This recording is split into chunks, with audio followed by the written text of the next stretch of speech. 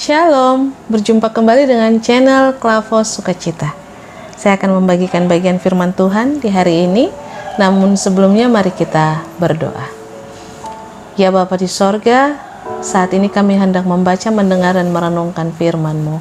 Tuntunlah kami dengan kuasa Roh Kudus, agar firman-Mu tersingkap bagi kami, dan daripadanya kami dapat memahami kehendak Tuhan, dan diperlengkapi untuk dapat terus menjalani kehidupan, kerja, dan karya kami sepanjang hari ini. Demi Yesus Kristus firman yang hidup kami berdoa, amin. Bagian firman Tuhan yang akan kita baca di hari ini terambil dari kitab Amsal pasal 3 ayat 13-18 dan Efesus pasal 1 ayat 17 sampai ayatnya yang ke-19. Amsal pasal 3 ayat 13-18, demikian firman Tuhan. Berbahagialah orang yang mendapat hikmat, orang yang memperoleh kepandaian, karena keuntungannya melebihi keuntungan perak, dan hasilnya melebihi emas. Ia lebih berharga daripada permata. Apapun yang kau inginkan tidak dapat menyamainya. Umur panjang ada di tangan kanannya, di tangan kirinya kekayaan dan kehormatan. Jalannya adalah jalan penuh bahagia, segala jalannya sejahtera semata-mata. Ia menjadi pohon kehidupan bagi orang yang memegangnya. Siapa yang berpegang padanya akan disebut berbahagia. Dan bacaan yang kedua yaitu Efesus pasal 1 ayat 17 sampai ayatnya yang ke-19.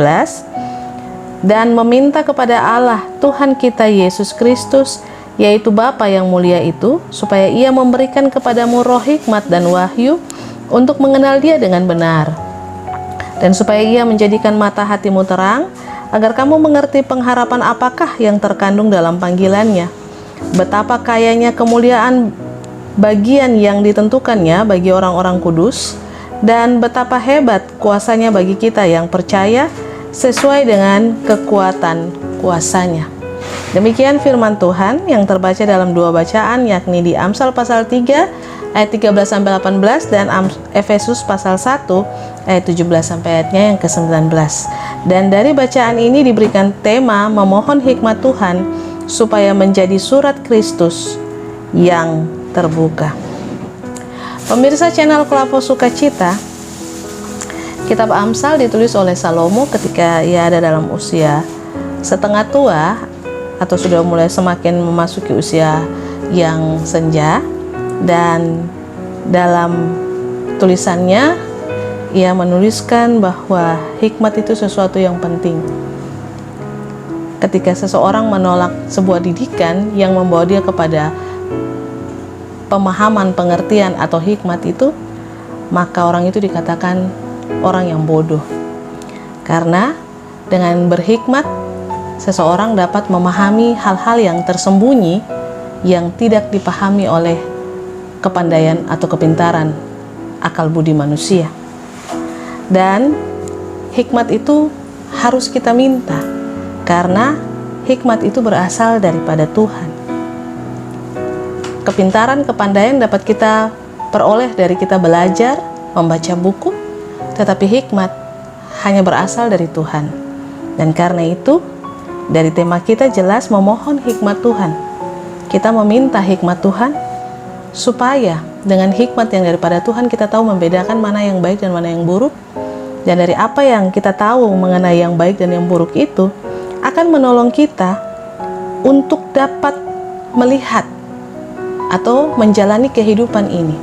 Dapat menolong kita untuk tidak menjadi orang yang gegabah, menjadi orang yang hanya mementingkan diri sendiri, menjadi orang yang egois, dan menjadi orang yang hanya mau menang sendiri dalam kehidupan. Dengan hikmat yang daripada Tuhan akan melengkapi kita, sehingga bukan saja kita mengetahui mana yang baik dan yang buruk, tetapi dari hikmat yang daripada Tuhan itu juga akan membuat kita dengan bijak menjalani kehidupan kita. Sehingga dengan demikian umur panjang akan kita dapatkan, dan kekayaan serta kehormatan menjadi bagian dari setiap orang yang meminta hikmat daripada Tuhan atau memiliki hikmat daripada Tuhan. Bahkan dikatakan pada ayat selanjutnya, jalannya adalah jalan penuh bahagia, dan segala jalannya sejahtera semata-mata.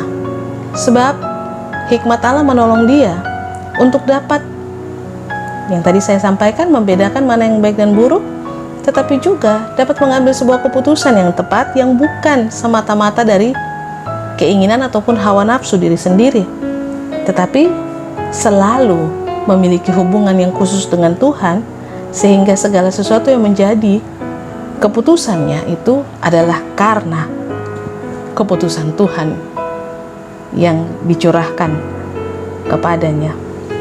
Ia menjadi pohon kehidupan bagi orang yang memegangnya.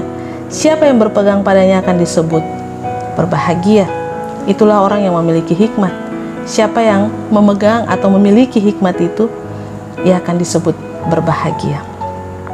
Nah, memohon hikmat Tuhan supaya menjadi surat Kristus yang terbuka. Seperti diketahui bahwa menjadi surat Kristus yang terbuka, surat adalah sebuah pesan yang ditulis oleh seseorang kepada sebuah kelompok atau seseorang yang lain, yang di dalamnya memberitahukan hal-hal yang harus dilakukan, hal-hal yang terjadi melalui surat tersebut. Dan untuk menjadi surat itu, maka seseorang itu tentu mengetahui apa yang seharusnya ia lakukan di dalam kehidupan. Tema memohon hikmat Tuhan supaya menjadi surat Kristus yang terbuka. Dengan hikmat Tuhan akan melengkapi kita untuk menjadi surat Kristus yang dapat dibaca oleh setiap orang. Dengan hikmat Tuhan akan melengkapi kita untuk menyampaikan pesan Tuhan kepada setiap orang lewat kata dan perbuatan kita. Dengan meminta hikmat Tuhan atau hikmat yang ada pada kita, maka kita akan menjadi orang-orang yang ketika kita melakukan segala sesuatunya itu tidak dengan ada kepentingan diri sendiri atau keegoisan atau kemunafikan di dalamnya, tetapi semata-mata untuk melakukan apa yang Tuhan kehendaki melalui kehidupan kita.